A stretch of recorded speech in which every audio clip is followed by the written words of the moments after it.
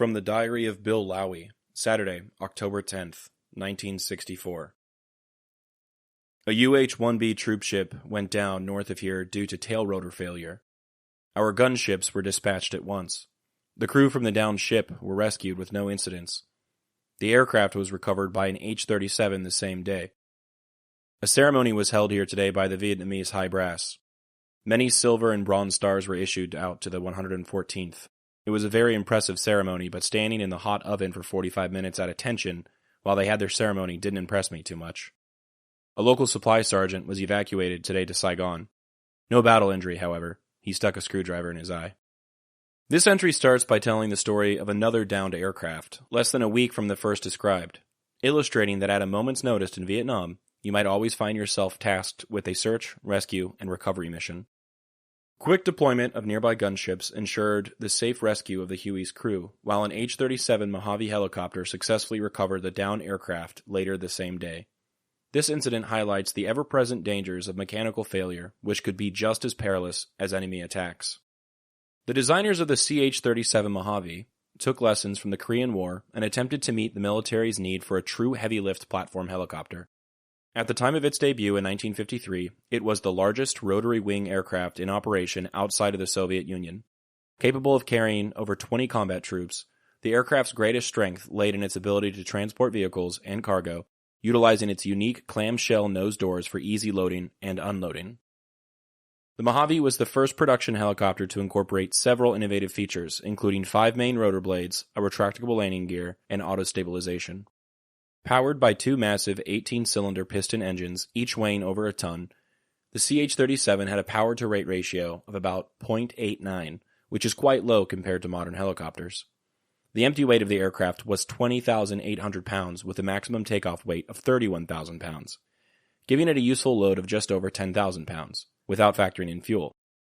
This severely limited the Mojave's operational range and payload capacity, making it cumbersome and underpowered. Though the helicopter's size and heavy lift capacity were its selling points, the aircraft simply didn't meet the needs of a rapidly modernizing military, particularly at the start of the Vietnam War. As the 1960s progressed, newer helicopters, like the Huey, powered by much smaller and more efficient engines, quickly surpassed the CH-37 in every operational category, which includes speed, range, altitude, and payload. The CH-53 Sea Stallion, which entered service in 1966, could carry more than 18,000 pounds of cargo, and had a power-to-weight ratio of 5.5, far exceeding the Mojave's capabilities. By the late 1960s, aircraft recovery was one of the few niches where the Mojave could actively contribute, but its shortcomings were highlighted by the rapid advancements in rotary wing technology. After its retirement in 1967, the few Mojaves still in service either ended up in museums or were scrapped, never finding a role in civilian life due to their size and cost. The day's other major event that Popi describes was a formal ceremony in which high-ranking South Vietnamese officials awarded silver and bronze stars to members of the 114th. This ceremony showcased the collaboration between U.S. forces and the South Vietnamese military, but Bill's personal account reflects the less glamorous side of such events, enduring the oppressive heat in full uniform for an extended period. Lastly, the diary reveals a disturbing glimpse into the mental toll that the war took on some of the men. A local supply sergeant was evacuated to Saigon after intentionally injuring himself by stabbing a screwdriver into his own eye. Though not a battlefield injury, this act serves as a stark reminder of the psychological strain faced by those stationed in Vietnam, where the horrors of war didn't always stem from combat. If you can't tell by now, we don't actually get to the Dearest Suzie part of this story for a few weeks. In fact, the first letter Meemaw gave me that Popi wrote her is from November 30th, which means that from now until then, we will continue to cover his diary. I included the diary in this project for many reasons. It is a personal account he made for himself.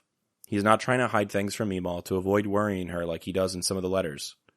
The diary was also the first writing of his that I had access to. In fact, we had possession of the diary since his passing in 2012. My dad left it sitting in Poppy's lockbox after he took it from Georgia. It was one of the many things Meemaw wanted to get rid of, so she didn't have to think of Popi while living alone in their home in the middle of nowhere. Therefore, for years we thought the only written account of Popi's time in war was this. Also, sorry to spoil it now, but these entries only last for about 6 weeks. After that, he stopped writing to himself.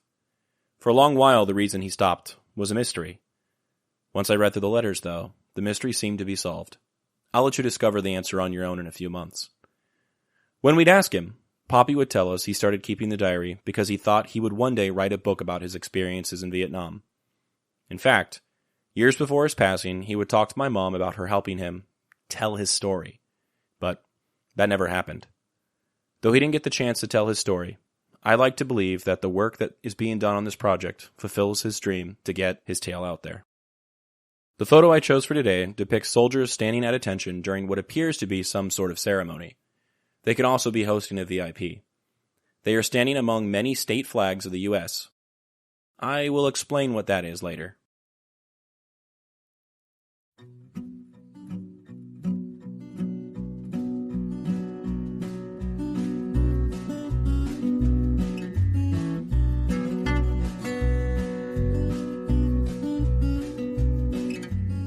I'm Alex Lowy, and I hope you have enjoyed listening to this episode of Dearest Suzie, and receiving messages from the past that my Popi wrote exactly 60 years ago. I sincerely appreciate your time and interest. Please consider following the podcast on your preferred platform, and if you're enjoying it, I kindly ask that you take the time to rate the show and leave a review. Also, please follow the project on YouTube, X, and Instagram. All likes, comments, shares, and reviews will help grow the reach of this story. The links for these things should be in the description of this episode. Please feel free to email me at dearestsuziepodcast@gmail.com if you have anything you'd like to say. I'd love to chat or to hear about your stories as well. Thank you for listening, and God bless.